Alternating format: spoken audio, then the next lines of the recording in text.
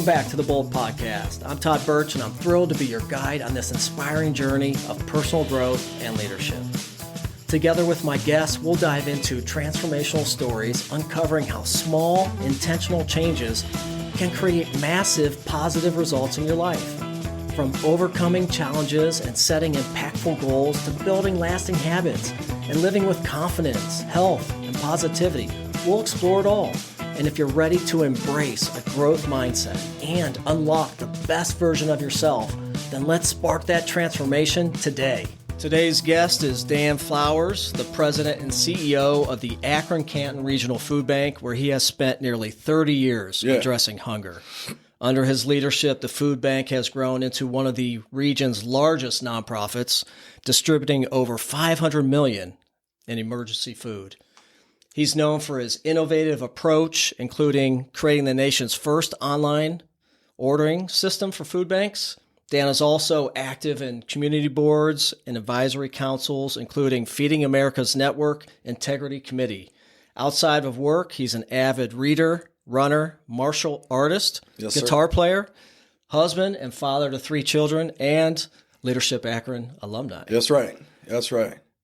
Good morning, man. Listeners, get ready for a great episode about leadership. Dan, welcome to the Bolt Podcast, my friend. Yeah, Todd, good to be with you today, man. Yeah. So good to kick off a Friday. Like, this doesn't feel like work, does it? No, it never does. Right? Never this is the beauty of getting to a position in your life where you can just have some really great conversations with people. I know you're big on relationships, and I'm sure we'll go down that rabbit hole a little bit. But let's first start by this great legacy that you've created. So you've been in the food banking sector for nearly 30 years. Yeah. 22 years at the Akron-Canton Regional Foodbank. Yeah. As president and CEO. I mean, that's a long time, brother. Yeah. For anybody, right? Yeah. And I'm sure you've led some really incredible initiatives during that time. Has there been any like defining moment? I'm sure there's been several over those years that you would just say, "Oh man, that was a great time in my career for this organization." Yeah, I think there's been what I kind of think of as eras. When I look back over all these years, before I jump into that, it is great to be with you, Todd. Yeah. Thank you for the invitation. Yeah. And the opportunity to sit down, and talk about these things. I got a lot of respect for you, the work you do, the brand you're creating. And, so thank you for having me on. Yeah, absolutely. I have been given a fair amount of thought to what we talk about today and, how to get to some of these things. If you have a long period of time doing anything, it can fade together in a way. I think a lot of my career, my leadership has been kind of more of a chipping it away than an adding. You know what I mean? I love that. Yeah. Like, that saying about the sculptor, this kind of like chips away. Yeah. Absolutely. Until the final form is perfected. Because you have what you need. Yeah. Already. That's kind of where it appears to me. So when I think about instances of my career that stand out, there's certainly been highlights.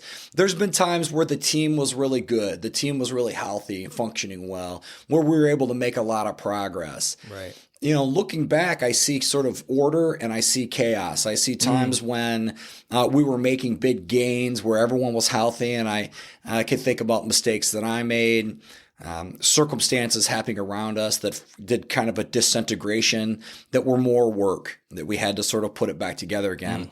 There is one thing that I will say that may be useful on that question, though, specifically for people, is that I do think we come into these jobs with a set of aspirations. We don't know what we don't know, but we do know basically what our sort of North Star is, this sense of who we want to try to be, that sometimes you need tools in order to fully realize. And we went through, this would have been back 2012, 2013, Art of Hosting. It's collaborative leadership training. And it was a really intense period of development for me and the people around me, because it was all about how to facilitate meetings in ways that maximizes collective intelligence. And so I found that in that training, I got a lot better with techniques to have the kind of meetings and the kind of conversations that brought everyone in and maximize what we could do as a group. So I definitely feel like if I was to say one thing transformed my leadership and our cultural experience at the food bank was the time that we spent developing the tools to actually facilitate meetings. That's a kicker. Because, it's an art.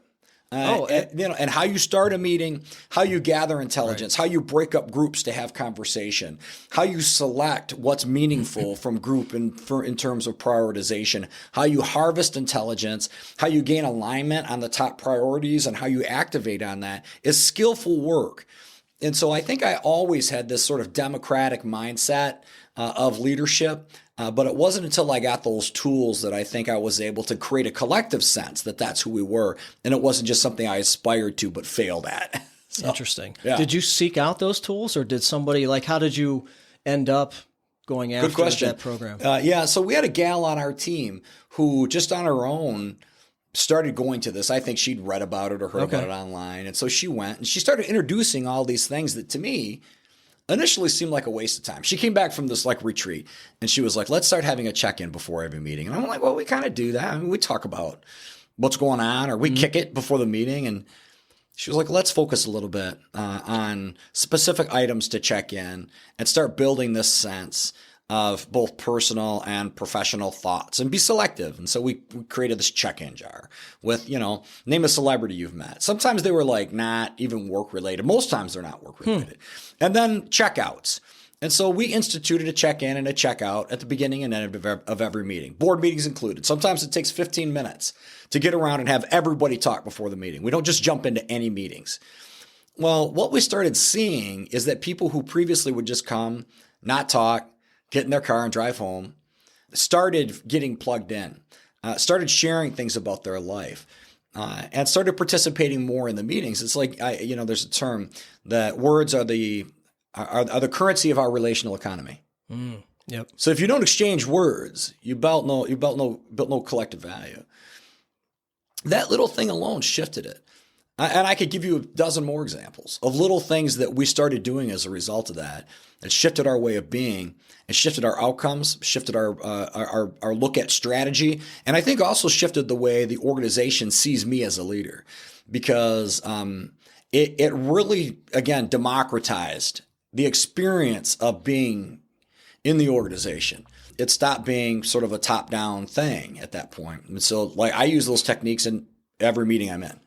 Wow, that's amazing. I love the fact, and I think this shows what kind of leader you are, right? That somebody on your team came to you. This idea didn't come from you. Yeah. Right? It came up and you were open to that. And I think that's a good lesson here, right? Because a lot of times you have leaders who just sit at the top, and if it's not my idea, it's not going to happen, right? So it's again being in an open growth mindset, which you and I have talked a lot about mindsets. I think that's critical. But it's funny, I'm sorry, Todd. We resist the things we need oftentimes. So a lot of times I think, if we have a sense that we might have a gap, or just somebody's approach makes us think that they think we do, it's hard to not get defensive, So yeah, but I think it is super important to be open to, what people bring to the table, even if it is in response to a weakness or a deficiency on our part. Right. Yeah. And meetings are so critical. We spend so much time in meetings. I love, I've been on several boards with nonprofits, and I've been involved and worked with a lot of nonprofits. And it's interesting that some nonprofits are not ran like a business. And I don't want to get into the weeds on it, but what I'm hearing from you is you're running this thing like a business. Because it is. At the end of the day, nonprofit, for-profit, you got to run this thing like a business. Yeah, that comes up a lot. Right. Does it? Okay. Nonprofit. You hear a lot of people talk about running things like a business. Yeah. The only difference between a nonprofit and a business is that I don't have an equity share. If I did, I'd have sold it a long time ago. You know, it's been a very successful organization. Right. But the principles that make any organization effective, they're the same. Right. And so we're fortunate. We've got a really good board. A lot of people from, really rich corporate and nonprofit backgrounds that have helped guide us and instruct us. And, I've always been a really regimented person. And so, we've done our best to implement things that create effectiveness and drive effectiveness for the organization. And it's caused us to be very progressive in a lot of things that we do. Yeah. It was funny you mentioned in that introduction, this online ordering thing. This is kind of a side thing, but it was interesting. I think everybody's career has an early win. I'm always coaching young people. Listen, you got to figure out that one thing that's going to get the spotlight on you. You know, you start your career as a producer. We're all producers generally in the beginning. But you got to look for a defining project in the first 3 to 5 years of your first kind of real career job. And for me, I was driving around northern Michigan as an agency relations coordinator at the Food Bank of Eastern Michigan in Flint in the mid-90s. The internet was just coming out. A lot of people had like Packard Bell computers they got from Best Buy with 256 megabytes, you know. Oh, yeah. 14.4 dial-up modems. Yeah, exactly.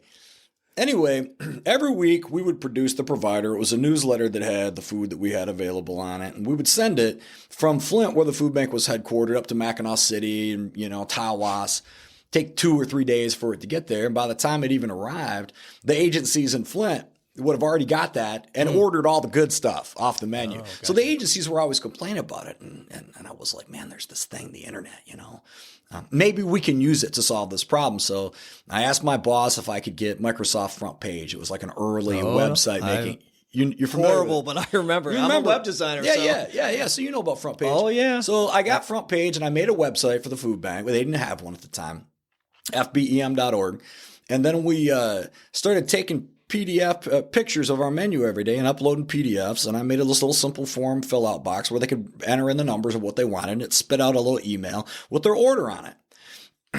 Well, it was the first food bank in the country to have online ordering. We were the first one to beat this problem of the lag in mailing their things. In the country. In the country. Yeah. So, you know, I was in my mid-20s and, you know, we got this big award and I flew all over the country and all of a sudden I was on the map. And it wasn't anything but just like me figuring out how to do it. I didn't know anything about websites. I'd never done a website, but my brother and I sat down and we figured out how to make one and we figured out some way to come up with a workable solution. Well, it wasn't long, you know, 2 years, and pretty much every one of those agencies had some person from their church board doing their ordering, and it just took off like wildfire. And so it taught me a real lesson. If you keep an eye open for some way to innovate at whatever level you're in, whether it's an administrative solution, whether it's something that you can scale out in some kind of a network, whether it's a research project, something that you can pounce on and define an early win through, then your career is on the way. People want to see that from you because there's a lot of other things that go behind a win like that, right? Like, you know, just your initiative and the character, right? You know, so anyway, to young professionals listening, look for an early win and get after it and talk about it. That's another thing. If young people don't talk about it, I'm thinking about what's on my radar screen, and that's 2 things: wins and problems. Right. You know, and most people are either not on my radar screen at all. I'm celebrating the fact that they're driving wins and productivity for the organization or their problems. So pick which one you're going to be. I love that, man. You know? I love that. You got me thinking like, yeah. What was my win, or did I even have a win? But I think it goes back to being proactive and just working hard, right? Like doing the work, you know, and I think that's potentially a lost art, you know, that I'm just going to come in and everything's just going to be given to me. So I think we need to instill that, because with that, you're going to build resilience. You're going to fail. You're going to learn. And I also think we need leaders who empower their people, so people feel like they could bring an idea to the table, that it wouldn't be a lost cause. Going back to that last point too, Todd, about how to distinguish yourself. Sometimes you can distinguish yourself just by being responsive. And what I mean by that is every day I wake up in the morning and I have a burden for every facet of the organization, every risk, every problem, every person, every asset. It's all on my mind. I'm responsible for every bit of it. Every employee who makes themselves available to me, that answers my phone call or text quickly, that gets their stuff reported, is submitted on time, that's there when I walk in the morning, is sharing that burden with me, and I see it. And those are the people that I want around me. I don't want people that aren't sharing the burden and letting me know it. And so I think that, you know, even if you don't have a defining project, your defining element can simply be a willingness to share the load. and a willingness to do the work. Eventually, if you're delivering good work, you're still going to get your breakthrough. Right. Right. Yeah. But I think the key there is the willingness. You got to you got to be able to get in there, right? Get your hands dirty and do some work. Yeah. Make a decision. Right. Make a decision. Wow. I mean, it's such a long time to be at the same organization. Yeah. And you started off, 32 years old. Yeah. That's extremely young to be in charge, president and CEO of one of the largest nonprofit organizations, at least in our community. Yeah, it is, and responsible for 100 employees. Yeah. 100 employees. That's a lot of lives. What kind of mistakes, what kind of failures, that you're willing to share that you had immense learning moments where I had to be a lot, right? And I'm just saying because I can't imagine myself, at that age taking on such a responsibility, but somebody believed in you and said, "Hey, this guy's got the goods. He's got the character traits. He's got an open mindset. He's going to go after it." Yeah. And he's going to share that this is a nonprofit. You got to be in it. It's a ministry. Your passion. It's a ministry. It's yeah. a ministry. Your passion's got to be there. Yeah. Well, I think they knew I was going to get after it. Okay. I mean, I think my energy, even at 55, is still, people can sense it. At 32, it was almost too much, But yeah, I mean, and I would also say too, it was a solid agency when I took it, but it wasn't anywhere nearly. I mean, there was 19 people working there. We distributed last year 40 million pounds of food. Well, the first year I was at this food bank, it was like 7.5 million. So, I mean, we have had a ton of growth. I don't think that my food bank today would hire 32-year-old Dan. I think they'd be looking for somebody that's got a little bit more time in. Right. So I do think that I still think they took a chance on me, as a first-time CEO at that age. But I don't think that the board would take that same chance with the organization today. Right. So I would like to qualify that. But I've talked a lot about some of the things that I've learned and some of the mistakes that I sort of made early on in my career. You take a job like this, you don't know what you don't know. Mm-hmm. I'd read a lot of leadership books, but those can only take you so far. Right. I think that if I was to boil down probably the two things that set me back that I learned most in that early era, say the first 5 years, was I was scared a lot and I didn't know it.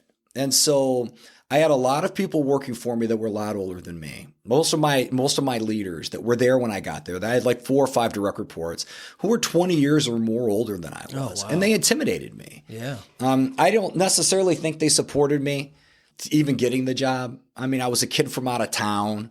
Right. So I didn't know anybody in the community. I didn't know them. We were cordial, but they also knew a ton of things I didn't know about life and leadership. Right.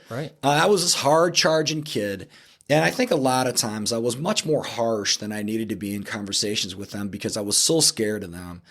And I've realized in retrospect that a lot of times we substitute or we cover our fear by maybe being a little more aggressive or choosing words with an edge out of fear. It's the flight or fight. Yeah, syndrome, exactly. Right? Yeah, it's just embedded in us, right? Yeah. Well, so I'm not scared anymore. Right.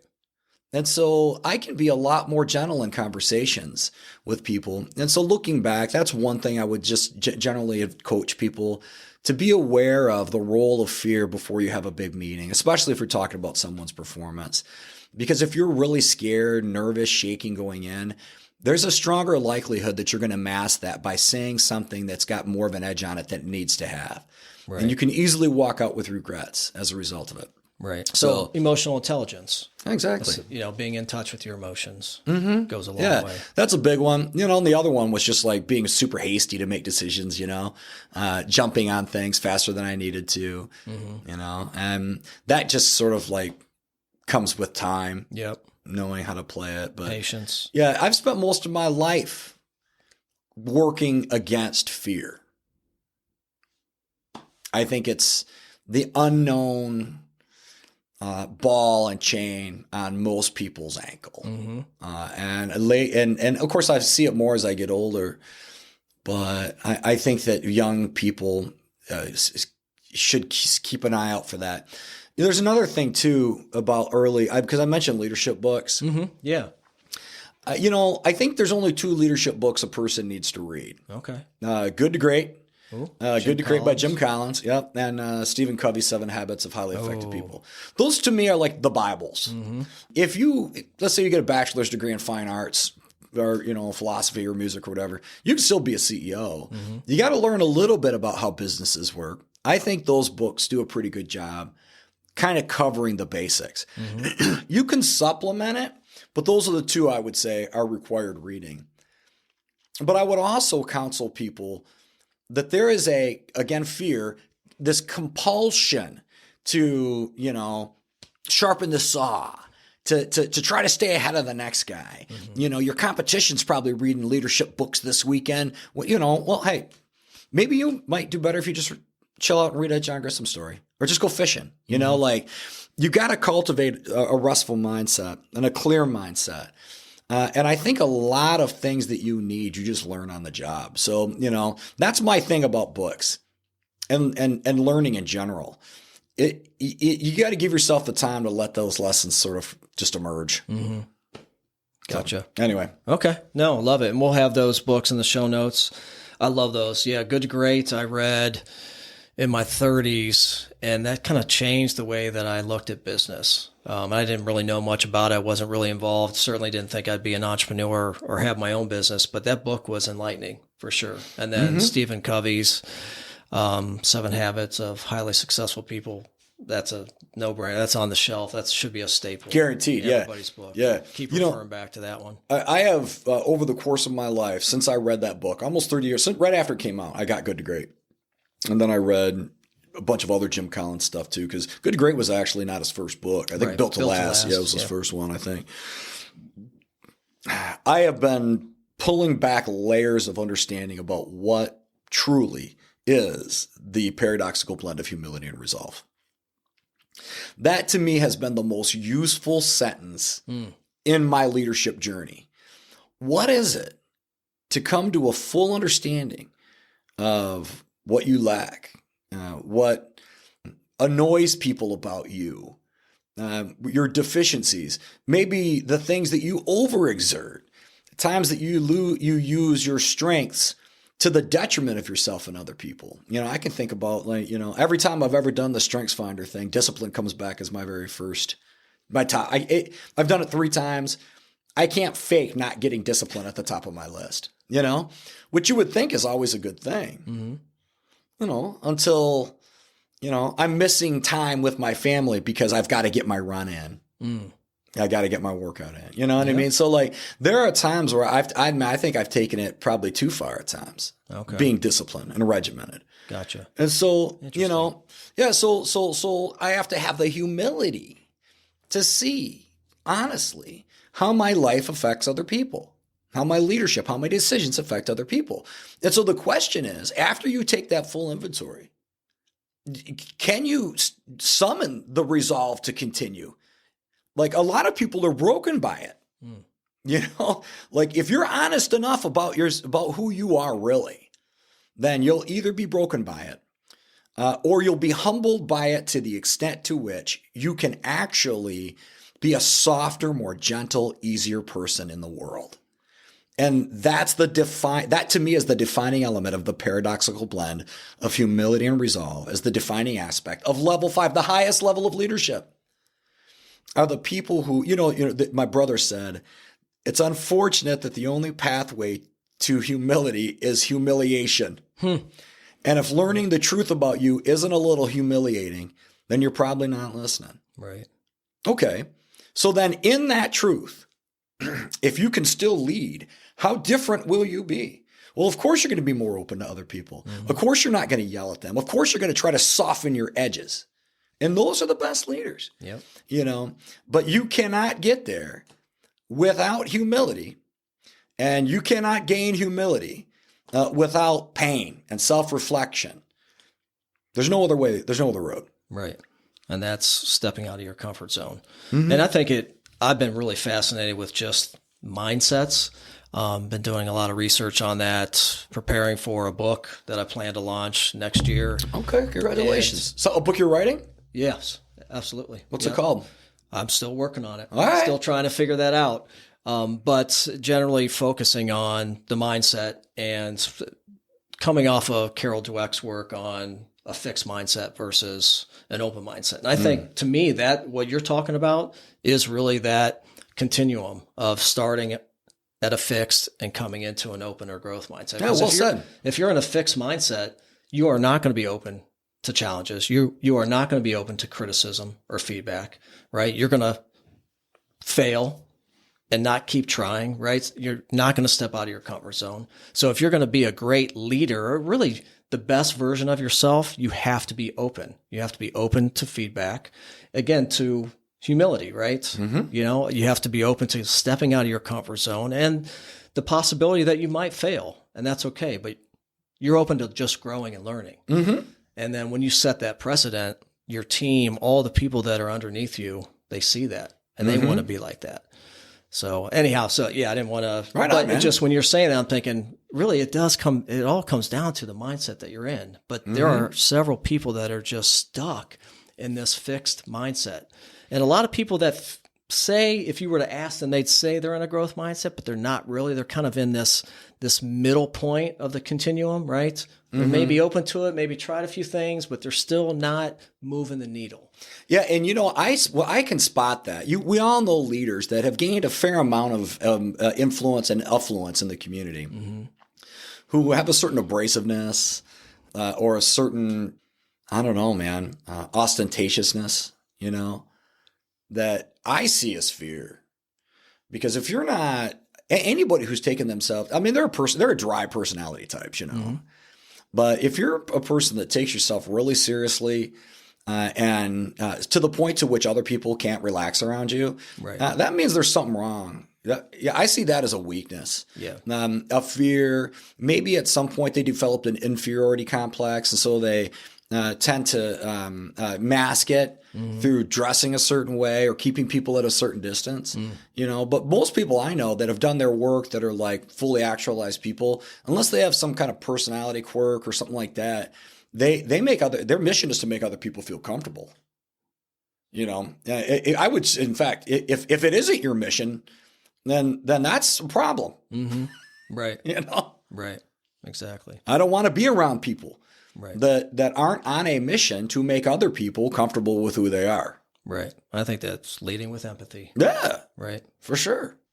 This is for all of us, right? A lifetime of observations and lifetime. I love that. Lifetime of observations. It's a journey, man. You know, one of the things that I've learned, Dan, and I have a life coach, high performance coach. I've been working with her for 4 years, and last year, she really, two things that my focus word was grace. And we could go down a tunnel with that. And then you're probably the same way. I'm really hard on myself. But she really told me to embrace the journey. You know, I was so focused on the end game, checking that box, you know, getting to the top of the summit, being, hey, I'm here. I wasn't really enjoying that process and that full journey. And once I shifted my mindset to really embrace it, man, it changed everything. Changed everything, right? So now I'm just like, it's an infinite game. Like Simon Sinek says, you know, I'm not focused on the end. To me, there is no end. I'm just iterating. I'm just trying to get 1% better every day. That's it. Right.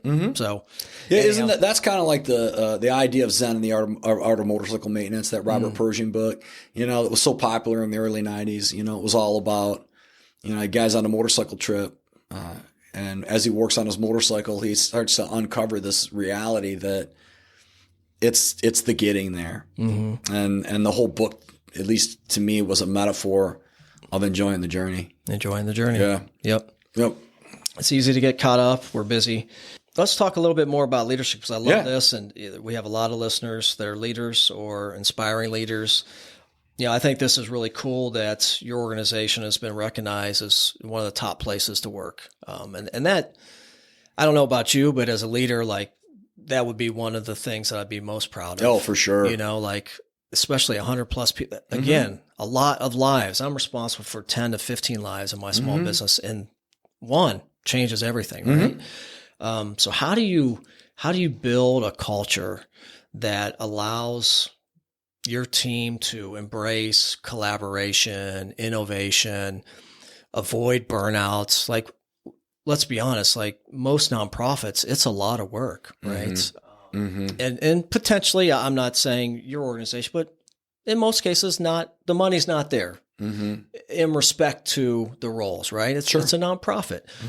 So how do you keep your team motivated? How do you win an award like that? And I know for you, I'm sure it's not about the award that just happens to come along, right? But still, to win that multiple years in a row, that says a lot about you and the organization and your people. So are there any silver bullets here or gold nuggets that you can share for other people building a team? I think so. I mean, fortunately, I do get that question, like how did you get this culture where it is or whatever? I can boil it down to two things. One, a fanatical commitment to high quality work. If you don't have that ability and that commitment, it's a pretty easy conversation, if you're not really, really doing great work. So that's the price of admission on the performance side. Secondly, we have a sign with a cool story behind it. I don't have time to tell. In our conference room, and it says, in this house, we do second chances, we do grace, we do real, we do mistakes, we do I'm sorries, we do hugs, we do family, we do love. And so that's the character side.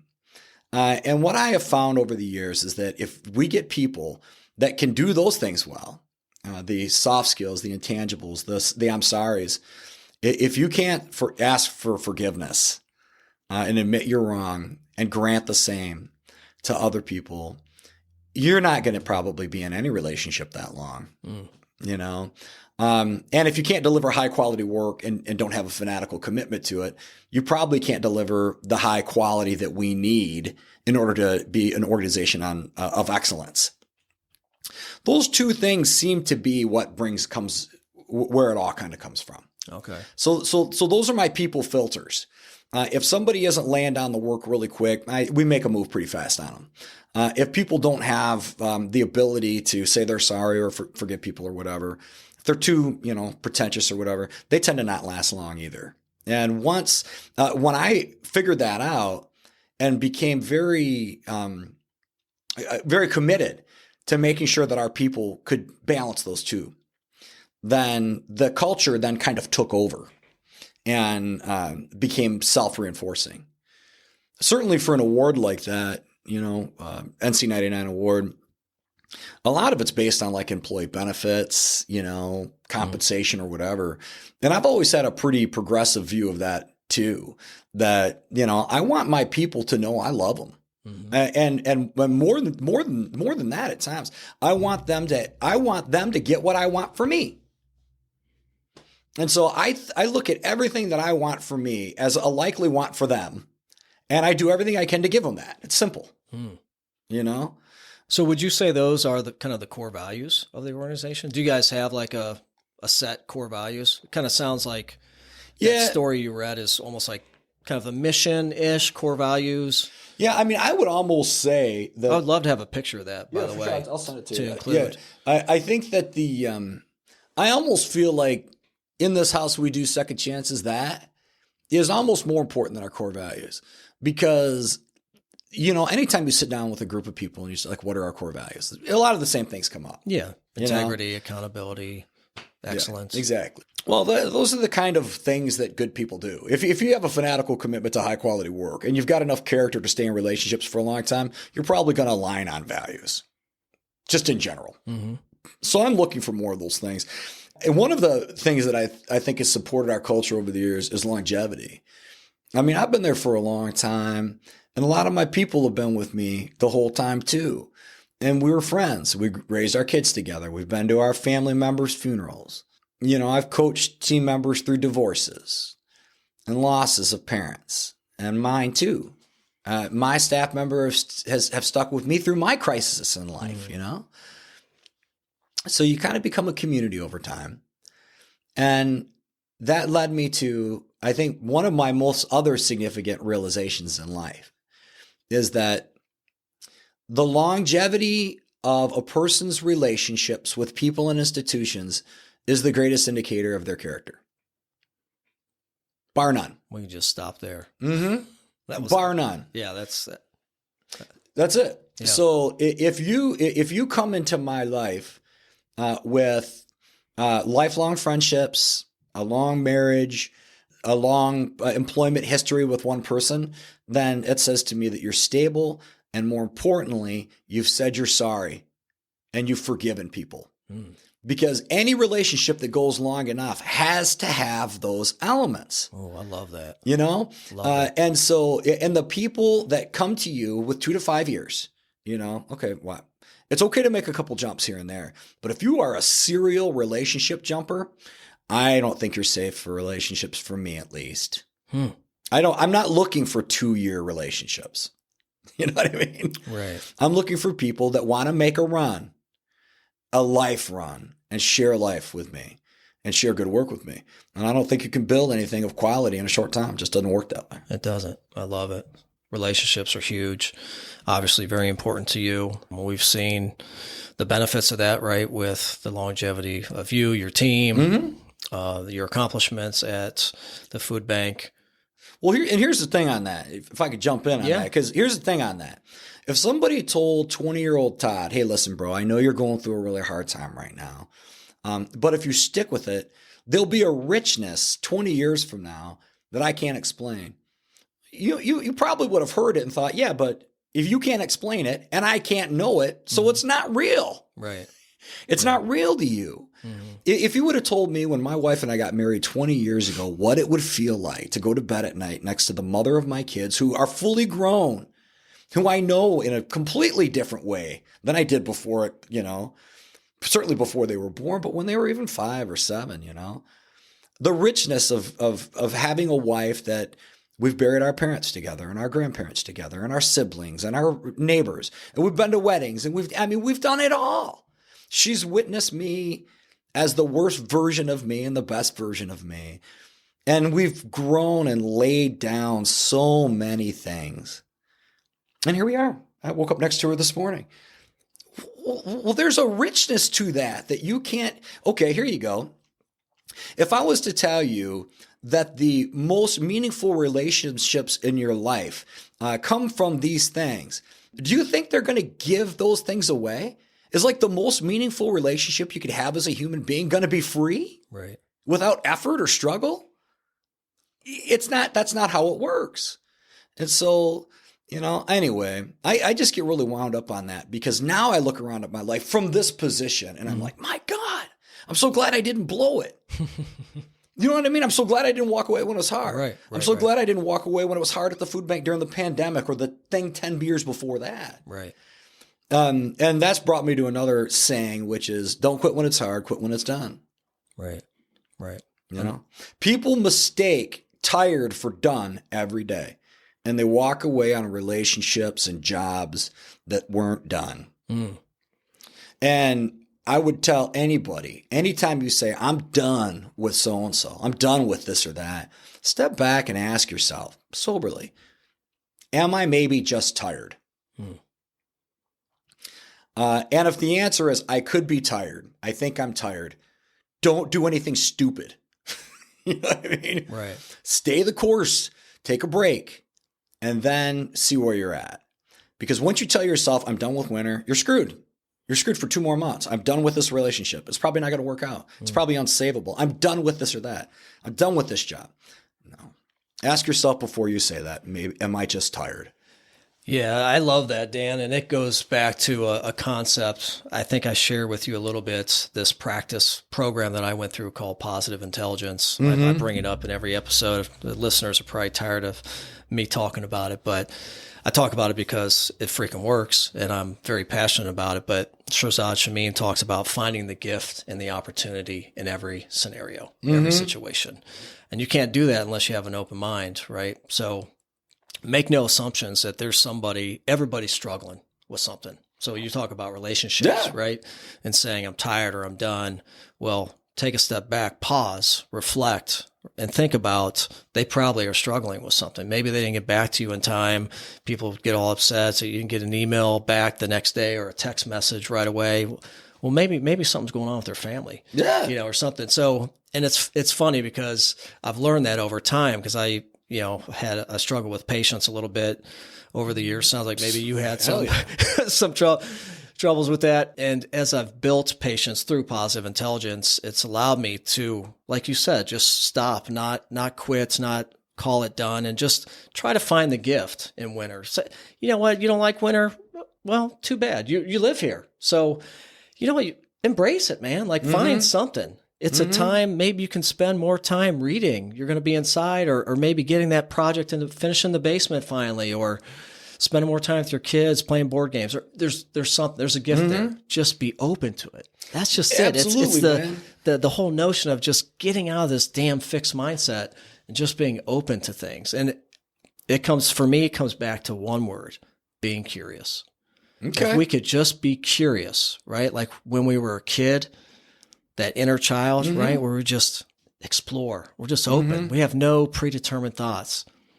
Man, if we're open, we're looking for gifts and opportunities. That's a super good empty point, cup. man. Bruce Lee says the best cup to have is an empty cup, because you're just open to everything and anything. Amen. Yeah, love it. Right? Yes, sir. Yes, sir. Anyhow, lots of nuggets here, man. Great conversation. Let's learn a little bit more about Dan Flowers. So what's a day in the life like of Dan Flowers? Well, leader of a big organization. As you would guess, pretty regimented. Yeah. Pretty I love regimented. It. Structure. Yeah. I mean, I'm really one for streaks. If I get a streak going, it's really, really hard to stop. Okay. For me. Like, I'll give you an example. In 1999, before Y2K, I started cleaning my desk at the food bank in Flint. And I was like, I think next year I don't want a single piece of paper on my desk when I go home from work. No sticky notes, no nothing. I'm going to file everything before I leave, and I'm not going to have anything on my desk. 25 years later, I haven't missed a day. There hasn't been a single piece of paper on any desk I've ever sat at in 25 years. So, I probably got a dozen streaks like that going. Some are really stupid. Like, it's been, I don't know, probably 20 years since I threw a piece of paper in a trash can, a wrap or something, and missed and didn't pick it up. I have to pick it up. So I got a lot of things like that. I love that. And it's OCD for sure. Yeah. And I've wrestled with that. I mean, I can remember one time I was sitting in my office. I'm with you. And I took a stack of sticky notes and I set them in the front corner of my desk, a new stack. Yep. And I was trying to get them squared with the front of the desk. And I got them so they looked pretty good. And when I got out to my car, I was like, man, I bet you that damn sticky notes, they're probably... And I almost went back in. Oh, my gosh. And that's when I was like, don't do it. That's ridiculous. Don't do it, right? Dan. I know. I know where this is headed. Well, it has in a lot of ways headed that way. Yeah. I have wrestled a lot with OCD in my life, the bad kind, Right, yeah. The bad kind. And it's manifested for me in worry and things like that. But, discipline is a big part of it. So my days now, as I've gotten older, I don't like to get up with an alarm. And, I've had to eat my words a lot because I don't know how many times I walked around saying work starts at 8, you get here at 8 o'clock. Well, I got some people that are going to be there at 8 every day, but I'm kind of the point in my life now where I'm not going to be one of them. Yeah, I like to wake up when I wake up. My kids are grown. I can work all day. I work at night. I work on the weekends. Right. I've never not worked all the time. All I do is work. So when I go is when I wake up. Okay. And so I usually get up, drink a cup of coffee, and then I have what I call my daily office where, I do my email, I look at my day. I journal every day. I've done that for years. Oh, yeah. Yeah, that's a big thing. We'll talk about journaling. Okay, good. Shoot into work the full day. Usually I have meetings all day, which means I'm going to have a lot of work to do, just my own, And so I leave the office every day, 5 o'clock or so, go home. I always work out every day. I do at least 60 minutes exercise every day. I've done it my whole life. I don't think I've had, I've had a couple surgeries that kind of broke my streak. But other than that, I've done at least 30 minutes of cardio 2 days a week for 30 years straight. I just never miss. Streaks. Yeah, streaks, man. Yeah, I've never heard it quite like that. I love it because it's a habit. Yeah. Right? I get a streak going. Then I don't want to break it. Right. So I just keep doing it. Then usually after that, dinner with my wife, and then I putz. I don't sit around and watch TV. So I putz. I go in the garage. I like to bow hunt. I like to work out. I go to jujitsu. Whatever thing I'm working on. Right. Woodwork, taxidermy. I like to do taxidermy. Right. But it's a hobby. It's something that's totally different from work. Yeah. Right? Yeah, putz. Yeah. That's my life. So what about this journaling? Well, we talked a little bit about this. Yeah, I didn't journal until my dad died in 2021. I remember growing up, and we were very religious, Free Methodist family, and I would wake up in the morning, and my dad was always doing his devotions. He'd have his Bible out, he's reading the Bible, and sit out there in his underwear. And he'd start praying, fall asleep. I'd walk out there, he'd be snoozing, in his underwear with his Bible in his lap. It was cool. Love it. Yeah. But and he always would journal. And then, all my life I grew up, he had seen his Bible with his little, spiral notebook over top of it. So they always went together in my mind, my dad, his devotions and his journal. But when he died, I felt like I could maybe read them. And so he had a stack of these spiral journals in his closet. Okay. Yeah, years, kept them all. Oh my god. And so I'd flip them up. A lot of times, half the time they didn't have a date. They were just like a paragraph he'd scribble. Right. But they were prayers for us, his worries, his struggles. I was like, man, Dad, it made him so real to me, reading it. So vulnerable, so relatable. What a treasure, man. Oh, it was beautiful. That's a gift, bro. Yeah, that's a huge gift. Yeah. And so I was like, I'm going to start journaling. So I found this great app. Day One is the app, Day One. And I decided in 2021, while I was working through my grief of him dying, I would just journal. So I journaled through the year. The app has a cool feature where you can print your journals into a hardcover book. So I did that year, and it was like 60 pages. And so I was like, I'm going to do this next year. I'm going to journal every day. So I got a streak going. I journaled every day in 2022, and I printed like a 380-page journal. I wrote it's hard copy. I got it at home on the shelf. I wrote what I was doing that day, but I also wrote my family history and my prayers and my stuff for the kids. And I wrote like who I want to get on my crap when I die, just in detail, everything. Then I did it again the next year, and I just kept doing it, And so I've got like 5 bound books on my shelf from this app, Day One. That's beautiful, man. And you do this in the morning? Yeah. This year I'm doing a photo project. So when I get up in the morning now, I've been going around taking pictures of like photo albums and stuff. And I'm just like taking a picture and talking about that picture, telling who's in it, what was happening at the time. Okay. And so this year I'm going to print a 365-page photo book. Gotcha. That's this year's journal project. But it has kind of been troublesome because there's been a couple things I wanted to journal about that because I'm doing a photo project, it didn't really fit into that motif. I need to fire up my other journal so I can vent. Right. And just get it out. How much time do you spend journaling each day, if you don't mind me asking? 10 to 20 minutes. Okay. That's a good pinch. Mm-hmm. Okay. Interesting. Yeah, journal. We talk a lot about journaling on the show. I'm a big advocate of it.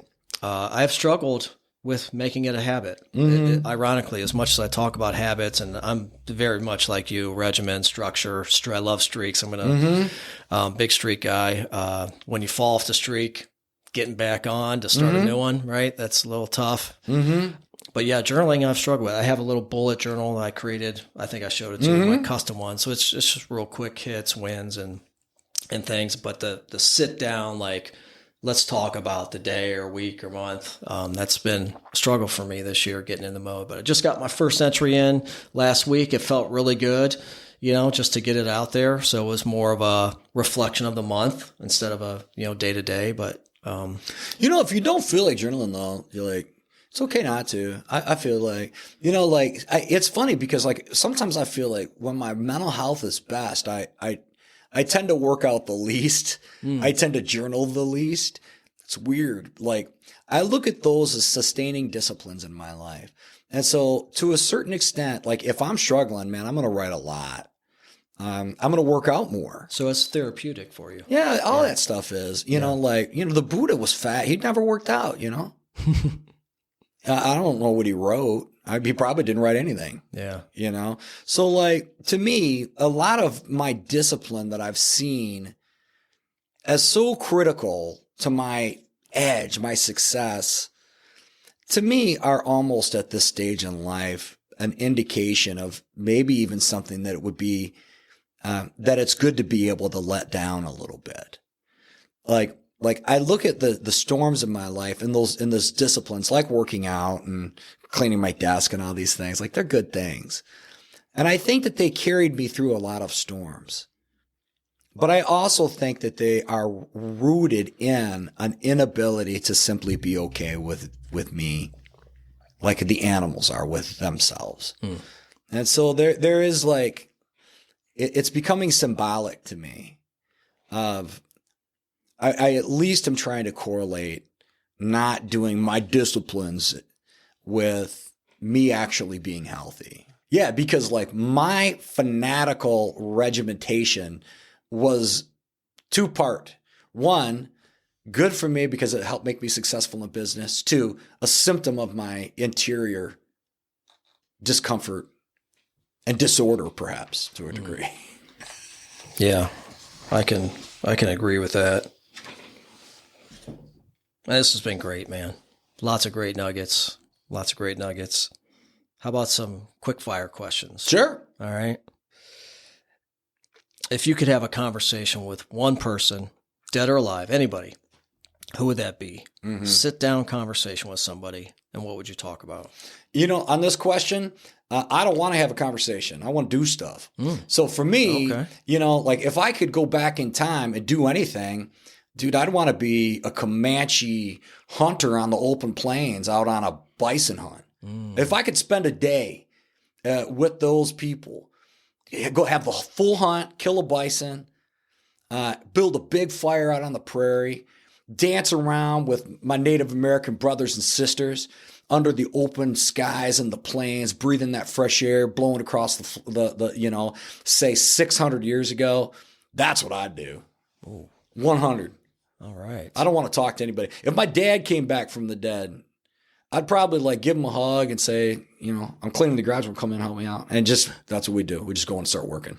I don't really want to talk. Yeah. You know? Okay. I want to go hunting. Yeah. So at the end of life, how do you want to be remembered? You know, this is Stephen Covey. This is... Begin with the end in mind. Right. Begin with the end in mind. Love this, right? I think if we all just sat with this every day, I think we'd be better people. Yeah, I wrote at the advice of my therapist. I saw a therapist for 6 months back in like 2011. She really helped me out. Yeah. And when I first went and saw her, she was like... she recommended I write my obituary. And that was like a game plan, a template for me. Mm-hmm. And since then, I've just been living my way into what I wrote that day. For me, number one, dependable. I want to die as a reliable person. That's it. Okay. To the people in my life. Gotcha. So, I mean, obviously there's a legacy from the organization and all that that's important to me. Right. But the number one attribute in my life that I want to display for the people around me is simply that they can count on me. Okay. Love that. So if you could leave our listeners with one last thought, this one last nugget from Dan Flowers, what would you drop out? Professionally, I would say get after it. Get after it. Work. That's it. Yeah. Got it. Love it, man. Yeah. Well, this has been great, Dan. I appreciate you sharing some words with us today. Appreciate your time. Yeah, I enjoyed it. It's fun talking. Thanks for letting me kind of riff a little bit. And, you know, I would say to other people, if I can, if we have just a second, if somebody is in crisis and they're listening to me, get help. That's probably the last thing. It's not all about getting hard. Sometimes it's about getting help. Go see a therapist, whatever. Check in with somebody if you're in crisis, you know, and ask for help, and don't be ashamed. Ask for food if you need it, you know. That's been my life's work. Right. Is trying to get people to ask for help when they need it. So maybe that's a good note to end on. It is. We all need help. Yep. And it's okay. Right. It's okay. Thanks, Tom. Excellent.